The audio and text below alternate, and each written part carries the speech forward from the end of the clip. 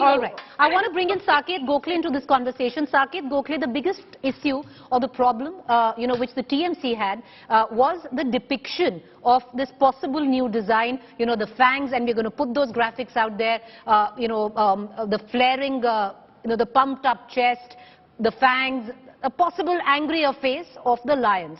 Now, the BJP says what you're looking at is possibly a two-dimensional image. If you look at the three-dimensional image, it is different. Also, the original Sarnath depiction, and we're going to play out both of them, seem to be quite similar to the new one. So the BJP is saying we've changed nothing.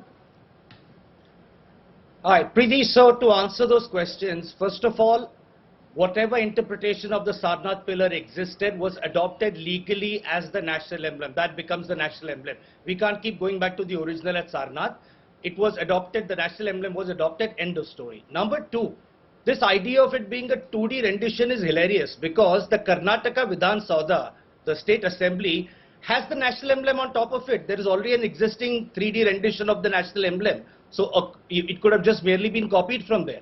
If you compare the one on the Karnataka State Assembly versus the one on this new parliament, you can clearly see the difference with the fangs and the pumped up chest and everything. Number three, as you rightly said earlier, yes, under Section 6 of the State Emblem Act, the government has the power to change emblems. But the Act also says that the government needs to first issue a notification in the Gazette.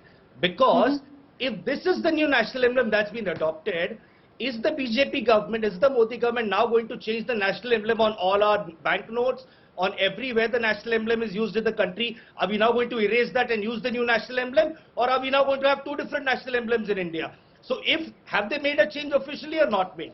If they claim that they've officially, legally made a change to the emblem, then that change needs to be implemented everywhere across India. And they need to issue a Gazette notification for that. Do they know how much this exercise is going to cost? Number two, if they then claim that it's not been officially done under the Act, then it is reprehensible that they're taking a state emblem, changing it. Tomorrow, for all you know, they might take the state emblem, they might make an NFT out of it and sell it off to private players and give the money to PM CARES Fund.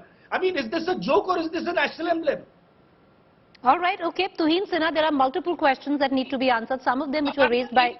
I'll come back to you, ma'am. Let me bring in Tuhin Sinha into this conversation. Mr. Sinha, issues raised by Shama Mohammed and by Saket Gokhale both have freedoms, because Shama's also saying, you're a secular country. You are not a country which is either a Hindu Rashtra where you will only do the puja and not look at any other dharma.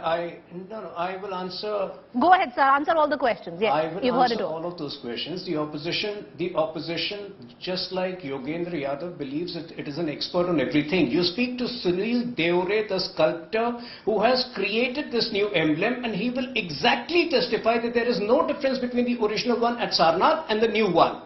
So I think one would really need to study and understand sculpture. The only difference, if at all, is because of the height of this and the scalability in terms of the height at which the new one is placed.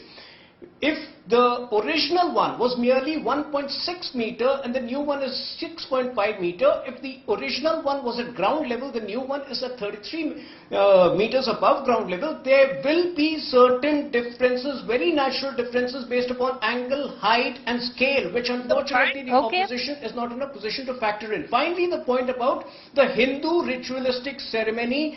The Supreme Court has very clearly outlined that Hinduism is a way of life. We are not apologetic about our cultural identity. Maybe, if the other religious rituals did not take place, it was, to the best of my understanding, purely because of paucity of time. I don't think we need to make a big issue out of it.